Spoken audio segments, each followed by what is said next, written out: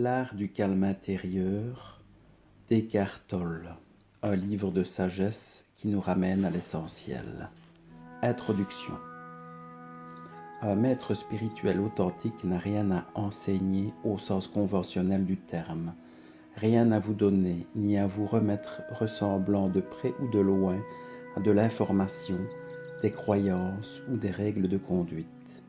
Un tel enseignant a pour seule fonction de vous aider à éliminer ce qui vous sépare de la vérité, de votre nature véritable, de ce que vous savez déjà au fond de votre être. Le maître spirituel a pour rôle de dévoiler et de vous révéler cette dimension de profondeur intérieure qui est égale à la paix. Si vous recourez à un tel être ou à ce livre, parce que vous êtes en quête de stimulation sous forme d'idées, de théories, de croyances, d'exposés intellectuels, vous serez déçu. Autrement dit, si vous cherchez matière à réflexion, vous n'en trouverez pas et passerez à côté de l'essence même de l'enseignement de ces pages, ce qui ne se trouve pas dans les mots, mais en vous. Il serait bon, au fil de votre lecture, de vous remémorer, de le sentir. Les mots ne sont que des panneaux indicateurs. Ce qu'ils montrent n'est pas du domaine de la pensée, mais appartient à une dimension de vous qui est plus profonde et infiniment plus vaste que la pensée.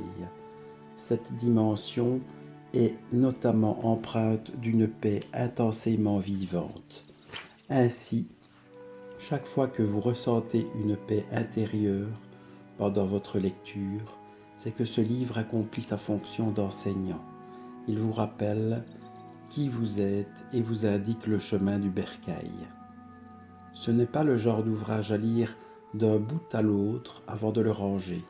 Vivez avec, ouvrez-le souvent et surtout refermez-le souvent, ou passez plus de temps à le tenir entre vos mains qu'à le lire. Bien des lecteurs seront naturellement enclins à s'arrêter après chaque passage pour faire une pause, réfléchir, retrouver la quiétude. Il est toujours plus utile et important d'arrêter que de poursuivre la lecture. Laissez ces pages faire leur œuvre. Vous éveillez des vieux sillons de la pensée répétitive et conditionnée. On peut considérer l'aspect de ce livre comme un retour actuel à la forme la plus ancienne d'enseignement spirituel qui nous soit parvenue, les sutras millénaires de l'Inde. Ceux-ci font ressortir la vérité d'une manière fort efficace, sous forme d'aphorismes ou de courts préceptes, sans grande élaboration conceptuelle. Les Védas et les Upanishads constituent les premiers enseignements sacrés consignés sous forme de sutras, telles les paroles de Bouddha. Les paroles et paraboles de Jésus peuvent également être vues comme des sutras lorsqu'on les extrait de leur contexte narratif, tout comme les profonds enseignements que referme le Tao Te Ching, le livre ancien de la sagesse chinoise. Dans sa forme, le sutra offre l'avantage de la brièveté. Il ne sollicite pas le mental outre mesure. Ce qu'il ne dit pas compte davantage que ce qu'il dit. Il ne fait qu'indiquer une direction. Les textes qui suivent ressemblent à des sutras, particulièrement au premier chapitre, le silence et la quiétude, qui contiennent les passages les plus brefs. Celui-ci renferme déjà l'essence du livre entier. Et pour certaines lectures, cette seule lecture suffira. Les autres chapitres sont destinés à ceux qui ont besoin de quelques panneaux indicateurs supplémentaires. Tout comme les sutras anciens, les textes présentés ici sont sacrés. Ils proviennent d'un état de conscience que l'on peut appeler la quiétude. À la différence des sutras anciens, toutefois, ils n'appartiennent à aucune religion ou tradition spirituelle et sont immédiatement accessibles à tous. Ils comportent également un sentiment d'urgence. La transformation de la conscience humaine n'est plus en somme un luxe réservé à quelques individus isolés, mais une nécessité si l'humanité ne peut pas céder à l'autodestruction. À l'heure actuelle, la dysfonction de la vieille conscience et la montée de la nouvelle s'accélèrent en même temps.